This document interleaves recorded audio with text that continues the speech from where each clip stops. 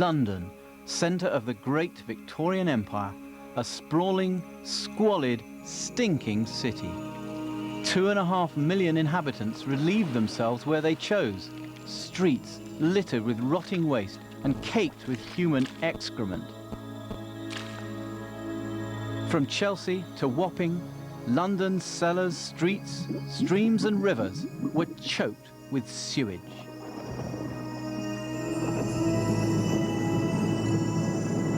The stench could be smelt 60 miles away. And with squalor came disease. In 1853, more than 10,000 men, women and children died from cholera. And as deadly methane seeped from overflowing cesspools and privies, there was an ever-present, suffocating gas.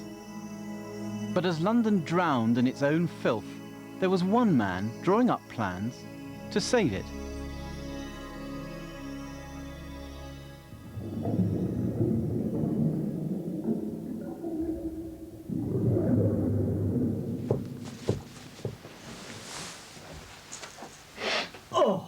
Yes, we all do it. The problem is how to get rid of it. Nowadays our sewage systems are so clean and efficient, we hardly give them a second thought.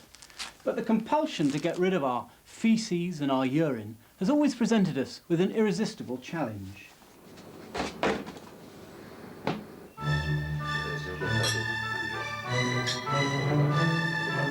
Back in the supposedly genteel Victorian era, going to the loo was rather more indiscriminate than today. Few houses had a water closet installed. Gentlemen took matters into their own hands when the need took them.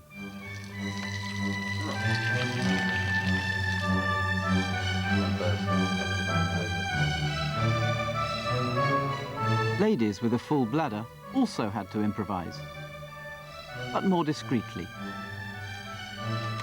The Victorians were so frightened and afraid of discussing anything to do with bodily fluids that it held back an awful lot of sanitation developments.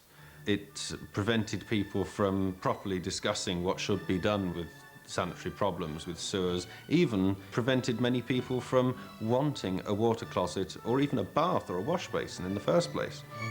So this sort of reserve held back sanitation developments.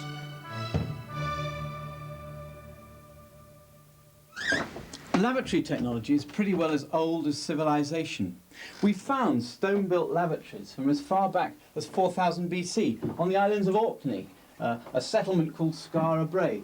That was a Neolithic settlement, and then in 1700 BC, King Minos of Crete proved himself an excremental visionary. Why? Because he had the first designer loo in history, a lovely wooden seat, and flushing water as well. King Minos and the Greeks handed the sanitary baton to the Romans, who then created toilets for all the citizens.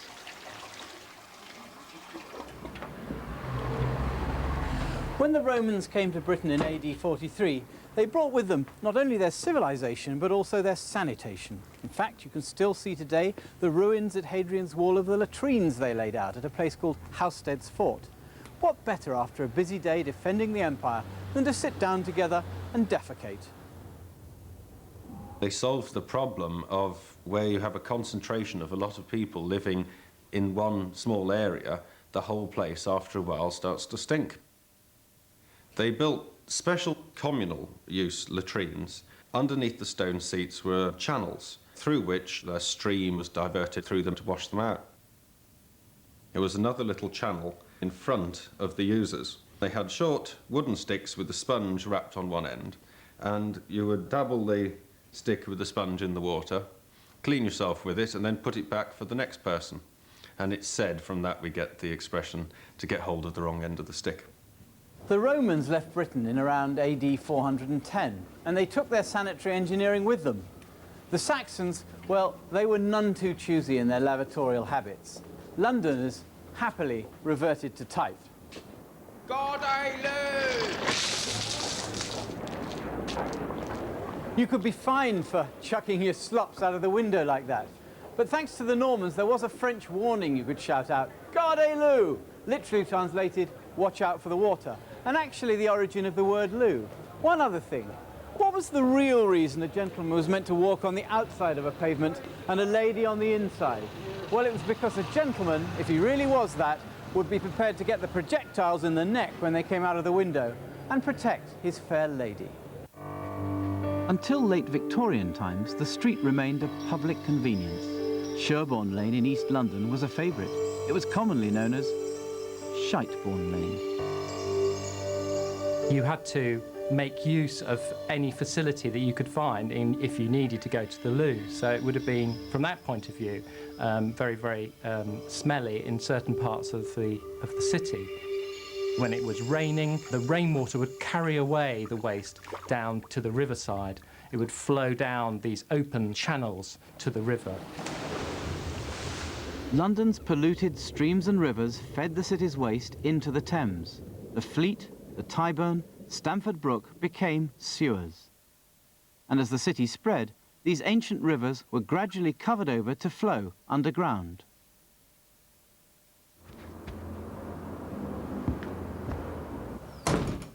Tudor and Stuart London was choking up with human excrement. Each household had to find a way of disposing of their disgusting waste. They needed a hole, and they found one. Their own cellars. The famous diarist Samuel Pepys came across these subterranean deposits firsthand. Going down into the cellar, of which I find that Mr. Turner's house of office is full and comes into my cellar, I put my feet into a great heap of turds. Samuel Pepys's gruesome discovery was typical. His neighbour's cesspool was in dire need of emptying. Well, for many hundreds of years, almost the only sanitary facilities as such were cesspools. The cesspools were emptied by gong firmers. They're men who would arrive at night with a horse-drawn cart called a honey cart. And of course, in the built-up areas, frequently the whole lot had to be carried in buckets straight through the middle of people's houses. Cesspools were a lucrative business for the gong firmers. They were not only well paid by house owners to remove the waste, but it was then transported out of London and sold to farmers as manure at a profit. It was a cramped and filthy job. Sometimes entrances were so small that children had to be squeezed into them. The gong firmers had a very unpleasant job, but they were paid very, very well for it. They were on something like 2 or 3 times the weekly wage of a skilled man. But they had to work all night in the dark, and they had to shovel poo about for a living. London grew rapidly. In 1700, it had a population of only 500,000. But the Industrial Revolution created a mass migration to the city for jobs. By 1850, there were 2.5 million Londoners. The gong firmers charged more because they had to travel further to dispose of the waste. Landlords dispensed of their services. More sewage was left to fester in the cesspools. London cesspools filled up and overflowed into the streets, and then more by luck than design into the sewers and eventually the River Thames. London sanitation in the 19th century, hardly advanced in 400 years, was in a state of crisis. And there was a new menace looming.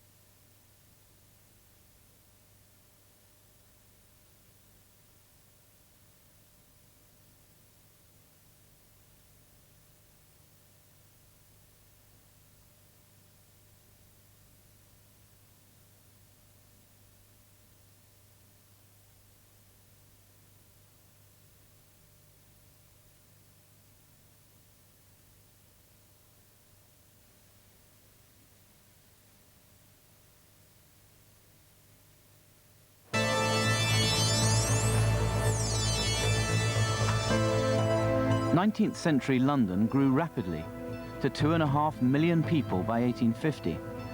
Speculative builders erected the back-to-back houses and tenements for the poor. There were no mod cons. The cesspools and privies overflowed. There was no central organised plan for how to dispose of human effluent. It was all a further strain on London's already chaotic drainage system.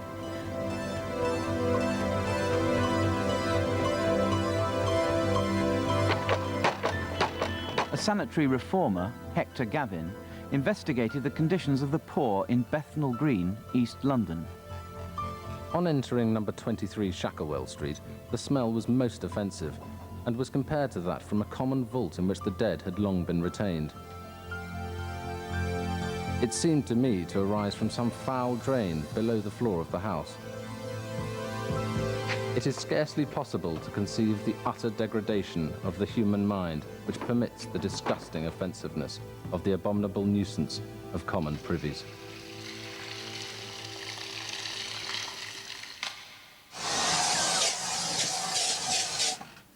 London's cesspits were not only fragrant, they were overflowing. So in 1815, Parliament passed an act enabling the effluent to be pumped straight into the Thames.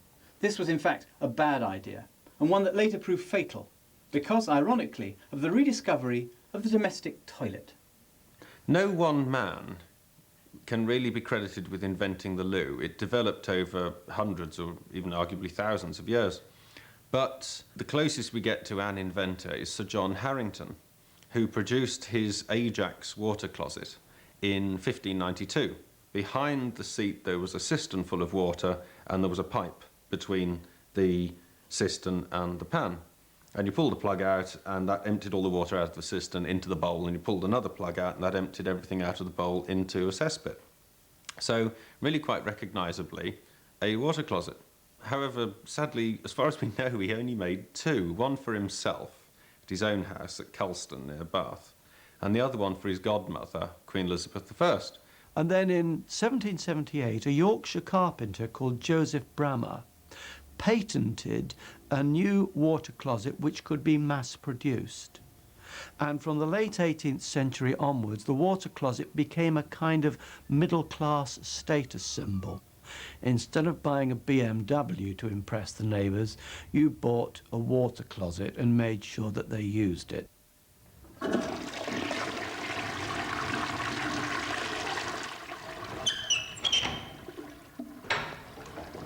But the WC was not yet exactly ubiquitous. For one thing, toilet design was hardly a polite topic of conversation in Victorian drawing rooms.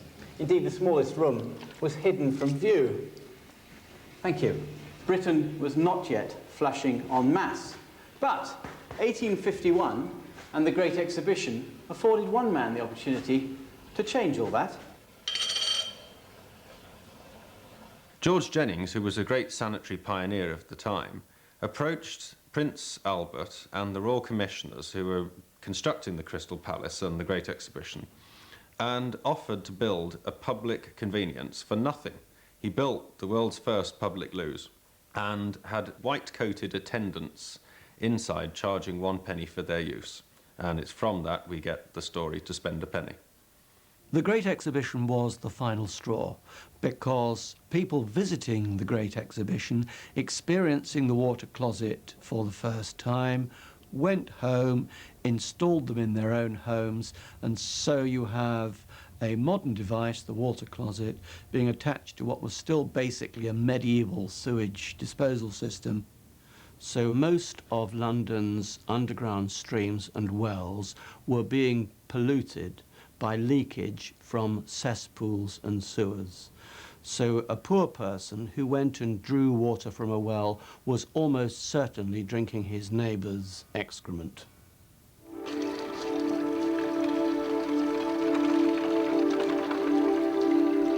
Londoners continued to draw water from wells which had every chance of being contaminated by leaking cesspools.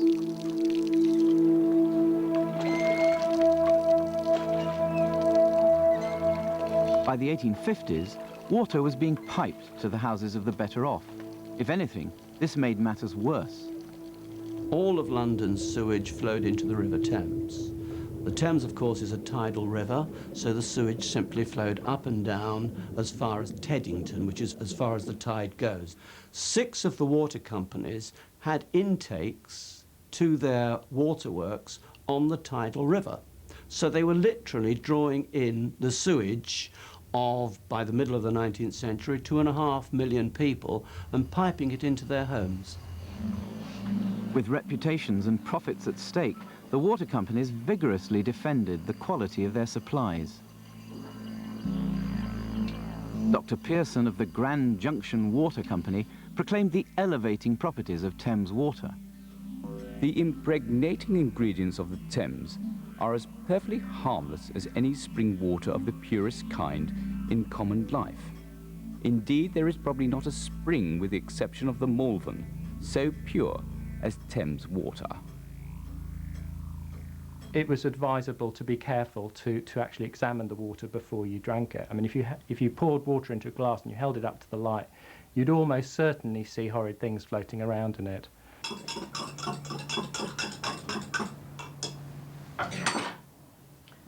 And here it is, a typical glass of Thames water from the early 19th century. It's an intoxicating cocktail of human effluent and industrial waste. Some of the more responsible water companies tried to filter it through sand, but that didn't eradicate what was hidden in the liquid: cholera. The cholera bacterium arrived from India in 1831, killing more than 6,000 in the first outbreak. Areas like Hampstead, higher up with purer water supplies, were relatively unscathed. But down in the overcrowded city, cholera would hit rich and poor alike, and with devastating effect. Cholera is a disease that involves the gut. In it, the patient loses lots and lots of diarrhea stools. This loss of water, in its turn, affects the other organs of the body. The kidneys don't have enough water to operate, and so gradually the patient becomes slowly unconscious, feeling very unwell, looking drawn, sunken eyes. In fact, the skin can go a dark colour, and gradually the patient will lapse into unconsciousness and eventually die. Cholera swept through London with the most terrifying speed. A victim could be perfectly healthy at breakfast, drinking a glass of water, and by night time the same day, dead. Cholera's cause was a mystery. Some thought it came up through the ground. Others thought it was a build-up of atmospheric electricity. Those were just 2 of the theories peddled by physicians at the time. Desperate victims would try any cure. One man offered them mustard. Another even swore by tobacco enemas.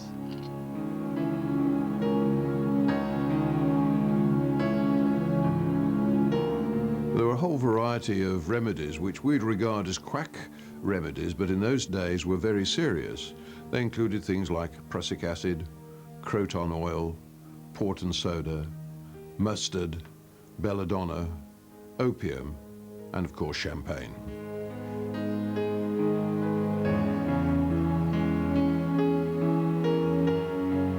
There were various thoughts and theories about cholera and its cause. Indeed, at the beginning, it was not even thought to be a contagious disease. 2 out of 3 people who contracted cholera died. The epidemic of 1848 claimed the lives of 14,000. Communities on both sides of the river were hit. The spread was rapid and deadly. In Bermondsey, South London, 1 person in 30 perished. The hospitals were full of shrieking and dying victims with no prospect of relief or cure. When the theory of contagion took place, the main thought as to how to spread was through the air, the miasmic theory. The smells, the odours that were present in London throughout that time were thought to be very important in the spread. This resulted in very many different public health measures being suggested, such as burning tar in barrels to purify the air. The miasma theory, implausible though it may seem today, was widely believed at the time by luminaries such as Florence Nightingale and by policymakers such as Sir Edwin Chadwick. In 1842, Edwin Chadwick carried out an extensive survey of London housing conditions. When I have occasion to visit their rooms, I find that they have a scant supply of water in their tubs. When they are washing, the smells of the dirt mixed with the soap is the most offensive of all the smells I have to encounter. Various forms of disease are aggravated, chiefly amongst the labouring classes, by atmospheric impurities produced by decomposing animal and vegetable substances. The report was detailed and well-intentioned, but tragically misguided. Chadwick, too, bought the miasma theory, the spread of disease through the air as a smell. To get rid of the smell, he urged that cesspits be emptied via sewers into the river system. Following Chadwick's recommendations, a new Public Health Act was passed in 1848.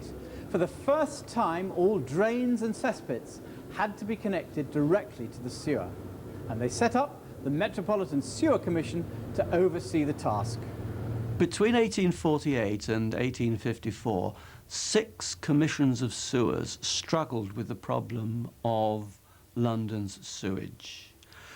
But they had neither the authority nor the money to enable them to do it, and they struggled with the problem for 6 years, at the end of which time they had come up with a number of designs, but really achieved virtually nothing. And while they argued, the people of London died. The bodies were taken to burial pits and cemeteries. In many cases, the springs for the drinking supply ran right through the graveyards, further spreading disease. But even now, the Sewage Commission still stuck to the belief that it was smell, miasma, that spread the cholera.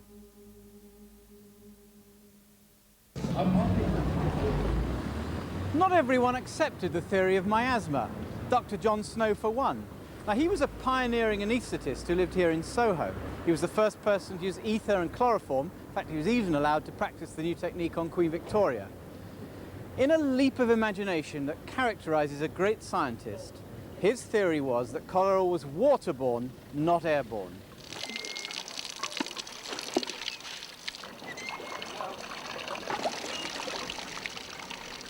Dr. John Snow noticed that cholera occurred in some houses, but not others. On further inquiries, he found that the houses in which cholera were occurring all took their water from a single pump. The pump was situated in Broad Street. What local people didn't know was that the pump water was teeming with cholera bacteria. Contaminated feces from cholera sufferers was leaking into the well from nearby sewage, because 28 feet below the pump, the local sewer was only 6 feet away.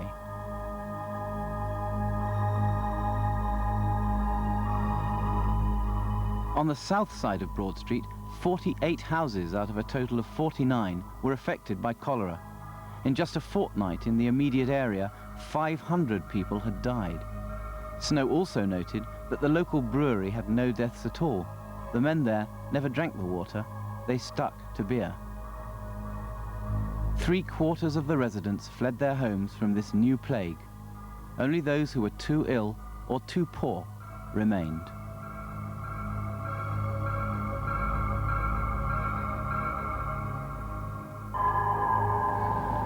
Dr. Snow took prompt action.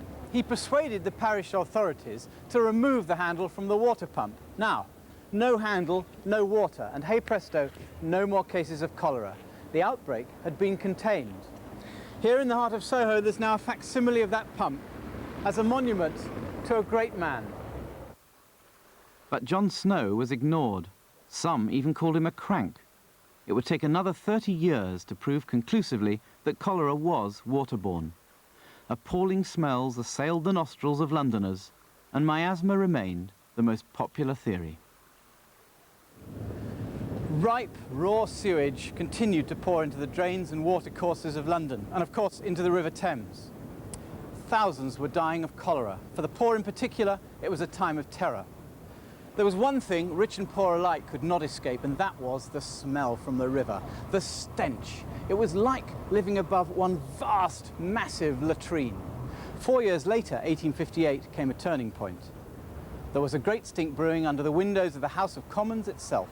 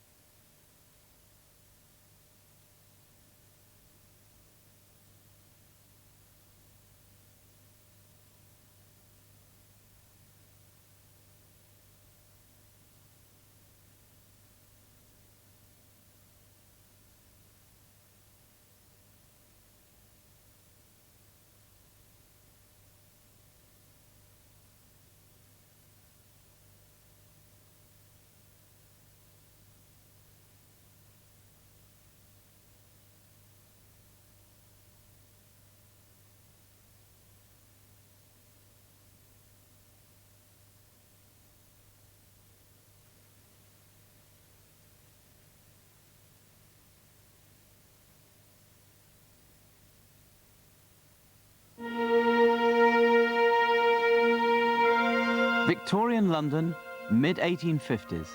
The world's biggest city at the heart of the world's richest empire.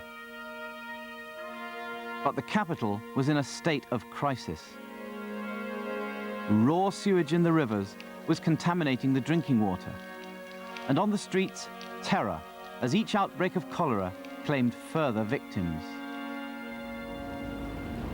June 1858 was one of the hottest summer months on record in London. The temperature got into the high 20s Celsius and it stayed there. For the Times newspaper, the Thunderer, campaigning on the issue of a filthy Thames, it wasn't nearly hot enough. The Times was campaigning for sanitary reform. If it got hotter and the smell worse, then surely MPs would be forced to back a new drainage system for London. What a pity that the temperature fell 10 degrees yesterday.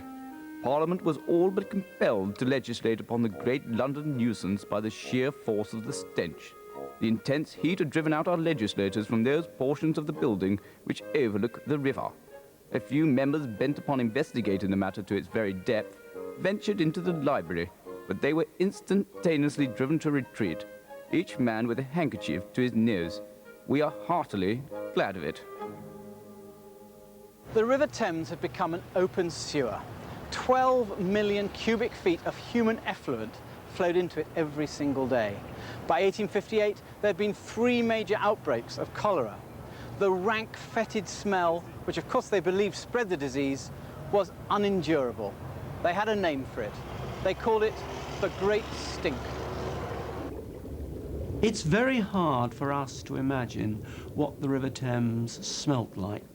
If you can imagine a really filthy public lavatory that hasn't been cleaned or flushed, and you're perhaps standing inside the cubicle, that might give you some idea of what the smell would have been like for people standing near the River Thames. In 1851, the new Houses of Parliament was opened, and the ventilation system required pulling air across the terrace down into the basement, and then fans pushed it up through hollow cast iron floor plates in both the Commons and the Lords. And debates had to be terminated. People left the Commons with scarves over their mouths. And you could say, in fact, that the River Thames itself was the most effective lobbyer of Parliament. Once the problem was delivered into the Commons and the Lords, something had to be done. The stench got worse and worse. The curtains had to be coated with a deodorizer, chloride of lime. The Commons even considered moving Parliament to sweet-smelling Henley upriver. The Times crowed that now MPs feared for their own safety there would finally be legislation. They held a vigorous debate, and at last there was a head of steam for reform. Just 1 month later, the new Chancellor of the Exchequer, Benjamin Disraeli, introduced an act to tackle London's sewage crisis. The Great Stink concentrated the minds of the MPs wonderfully. In just 16 days, they'd made a bill into an Act of Parliament, giving the new Metropolitan Board of Works the powers and the money it needed to start tackling the problem. All they needed then was a chief engineer. Cometh the stink, cometh the man. They appointed my great-great-grandfather, Sir Joseph Bazzlegette. Bazzlegette was a short, asthmatic, obsessively hard-working man who served his engineering apprenticeship on railway and sewage schemes. He joined the Metropolitan Sewage Commission in 1849 as Deputy Chief Engineer. In this way, he got first-hand experience of London's problems.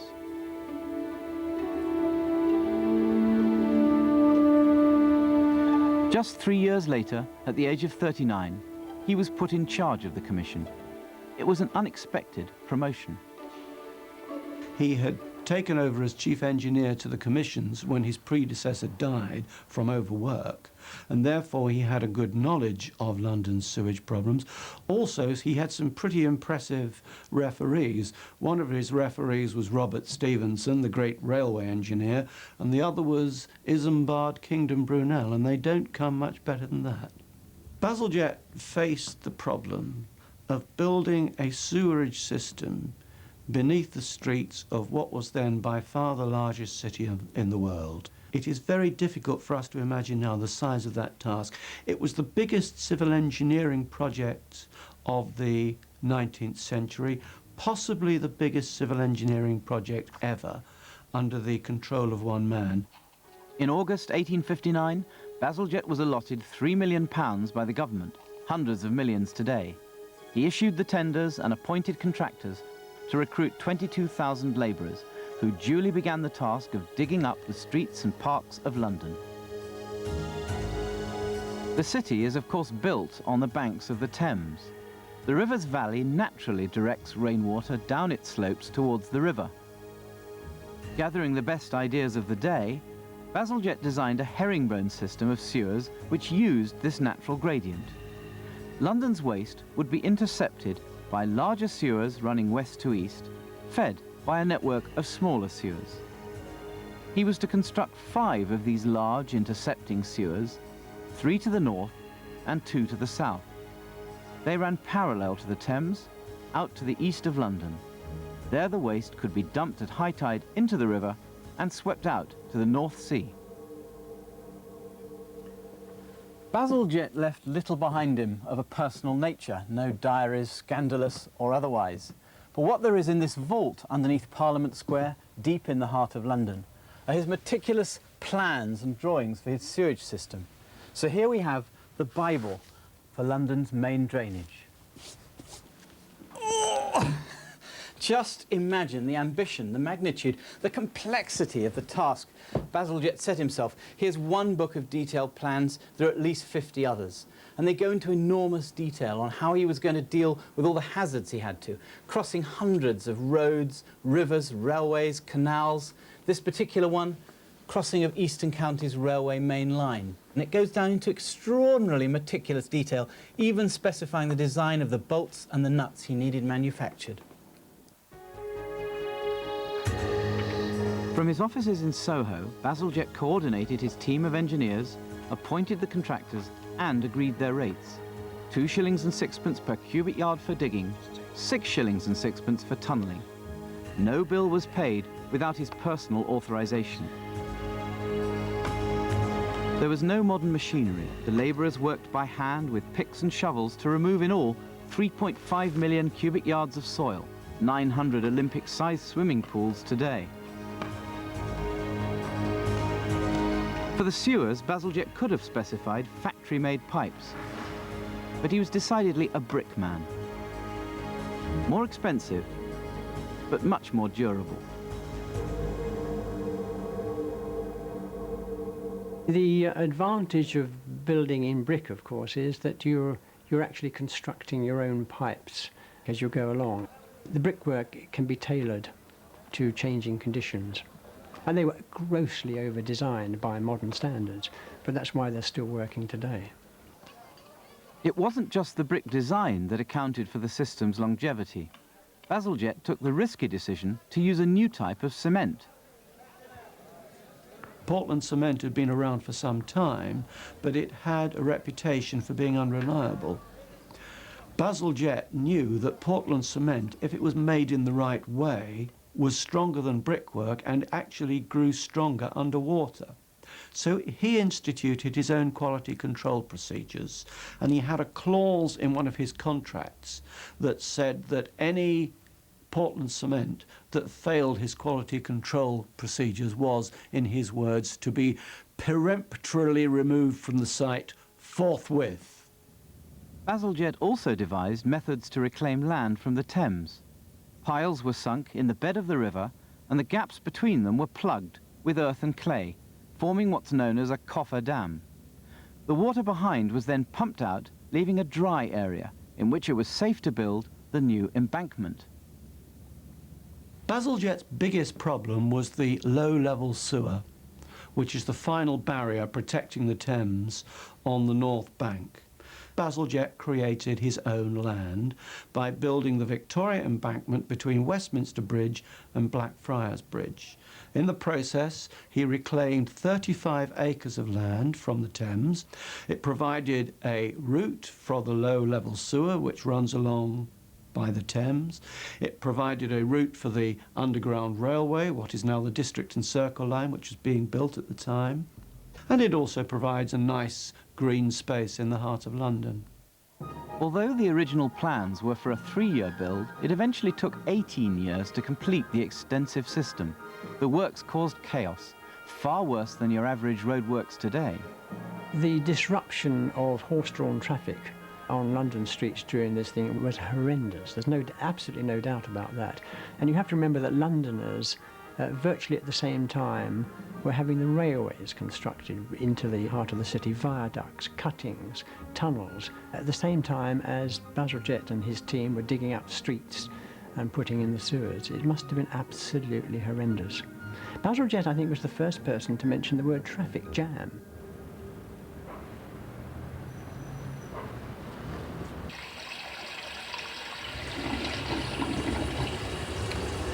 This toilet is a perfect tribute to Sir Joseph Bazzlegette. In fact, we've got a lovely picture of the old boy in the tiles on the wall. Of course, the toilet itself depends on his sewage system, and appropriately enough, it's perched on his Victorian Embankment. Now, if you see the legend above his head there, Flumini Vincula Posuit, that loosely translated means he put chains across the river. He did indeed. It was a massive undertaking. One newspaper described his work as the most wonderful work of modern times. And the Observer, with perhaps unconscious humour, wrote, "Every penny spent is spent in a good cause." So his work was greatly appreciated by the inhabitants of London, who realised how important it was and what a difference it made to their lives. I think one of the reasons that he didn't leave any personal papers or a diary was that he was a bit of a workaholic. We know from his own account that he worked very long hours, that he often didn't get to his home in Wimbledon until the early hours of the morning. And at one point he actually had a breakdown through overwork. He was given 3 months off work, but was back at his desk within 4 weeks, which perhaps says something about him.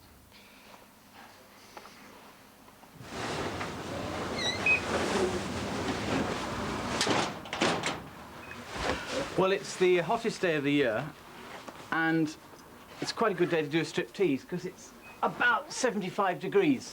Unfortunately, in a minute, I have to put on quite the thickest safety suit you've ever seen, and it'll be my first trip down into my great-grandfather's sewers. And that I'm very interested to see. I've seen photographs. They look absolutely wonderful, cavernous, but I've never inspected them. So it's going to be a very exciting experience for me. Can I pull you up? Yep. Put your arms through. Thank you. Oh! I might be speaking in a rather high voice due to the tightness of the straps in my nether regions. Anyway, that's me ready to go, is it? Yep. Right, we're off. This is one of the main trunk sewers of Bazzelgette's original system, at Wick Lane in East London. In place of the traditional canary, we're given a bleeping gas monitor to warn of deadly methane. And the protective clothing is in case I fall over in the sewage flow. So here we are, 30 foot down in the northern outfall sewer, part of Sir Joe's original system. And the first thing I have to do is step into the sewage itself. Here goes. Yep, not too deep, I'm happy to say. And look down here. What you can see here in the water floating past me is everything Londoners would prefer to forget after they flush it. Now the next thing is, what does it smell of? Well, mostly smells of ammonia. The sort of smell you get from raw kidneys in the butcher. You know, that sort of smell, I don't know, tinged with a few other things, like when we used to make stink bombs as kids. So if you move along very gingerly in here, because you don't want to fall over, you can see the wonderful brickwork that Sir Joe designed and commissioned. And the bricks were specially designed. They were a new sort of brick in a special kiln in the Midlands. And of course, He also experimented with the new Portland cement, which was very robust, and he imagined it would stand the test of time. Well, it has, because 140 years on, his system, which he designed for 2.5 million people, is now serving 3 times as many. And it may be a sewer, but I think it's absolutely beautiful. In all, Bazzlegette built more than 500 miles of main trunk sewers and 13,000 miles of smaller sewers.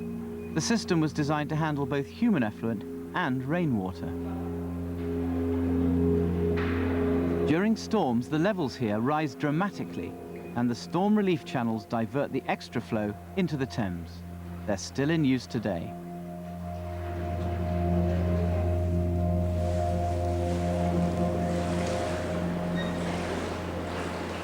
Now, the genius of Bazalgette's system was that it used gravity to move the muck out to where it needed to be.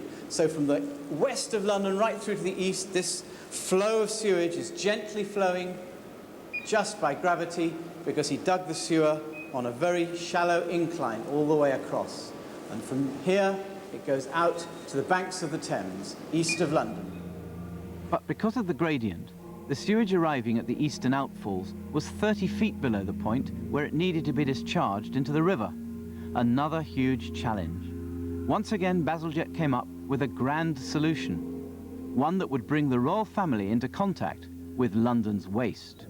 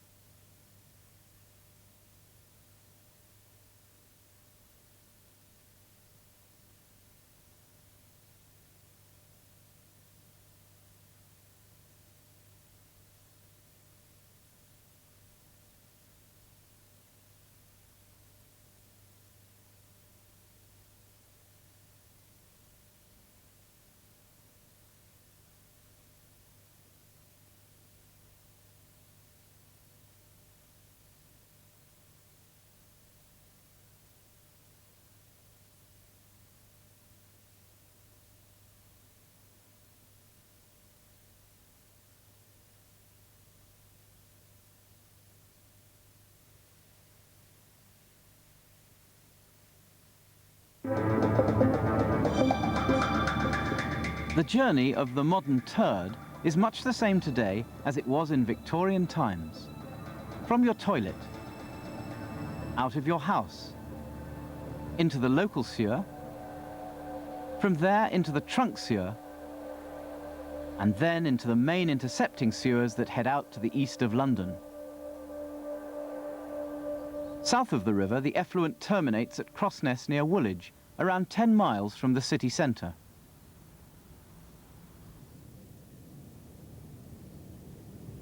By the time they got the sewage east of London, they had a problem. It was 40 feet below the level of the River Thames. They had to find a way of raising it so they could drop it into the Thames at high tide and it would go safely out into the North Sea. In a magnificent engineering feat, they built steam engines to do the job. 4 of them are here and 1 of them's being restored. And as evidence of their great pride in public works, they actually named the engines after members of the royal family. One was called Queen Victoria. And here, I'd like you to meet her husband, Albert, Prince Consort. The 4 regal beam engines were the largest of their day, designed to pump 480 tons of sewage per minute. On the 4th of April 1865, there was a grand ceremony to start the magnificent engines, with Albert Edward, Prince of Wales, presiding. When Crossness was opened, a great banquet was held, at which speeches were made, toasts were proposed to the Metropolitan Board of Works, to Sir Joseph Bazzlegette, to the royal family. It was a great occasion.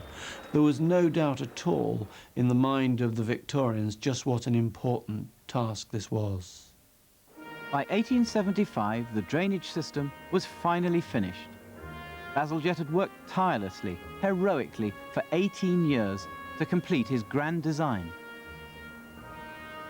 Cholera and typhoid were all but defeated, and the great stink was banished. All thanks to Sir Joseph Bazalgette's brilliantly simple sewers. Sir Joseph had completed one of the great feats of 19th century engineering, and he had every reason to be very proud of himself. But was he? Well, there is a clue here at the Crossness Engine Works where he allowed himself one small piece of vanity. He commissioned a piece of masonry in his own image. It's one cheeky, immodest monument to his achievements.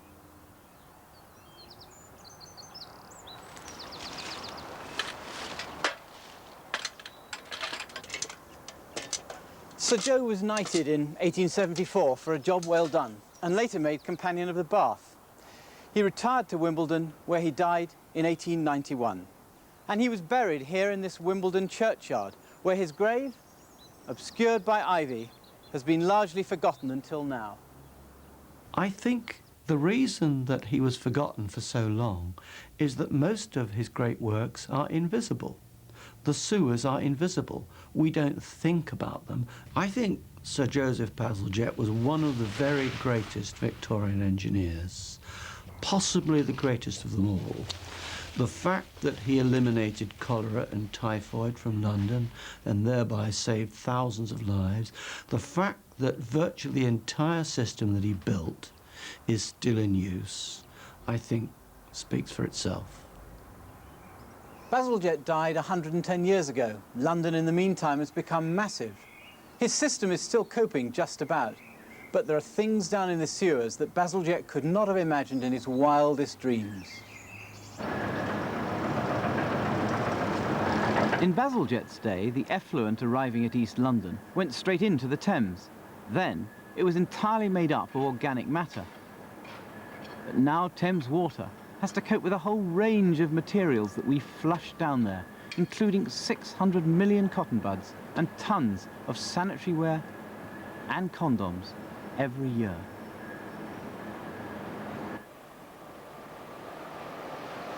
The main task is to turn 4,200 million litres of sewage each day back into drinking water.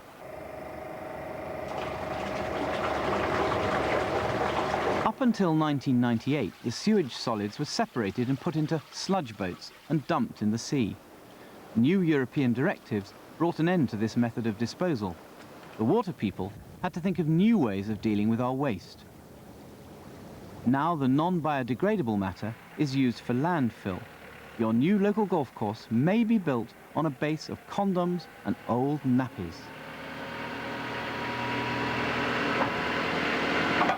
And about half the sewage sludge is recycled as an agricultural fertilizer. So, once again, sewage is being used productively. Partly when treated, it's now combined in garden compost products. And when burnt, it also produces electricity in Thames Water's sludge-powered generator. At Crossness's new futuristic incinerator plant, sewage is squeezed to get rid of all the water. The result is a huge sludge cake that can be burnt to fuel an electricity generator.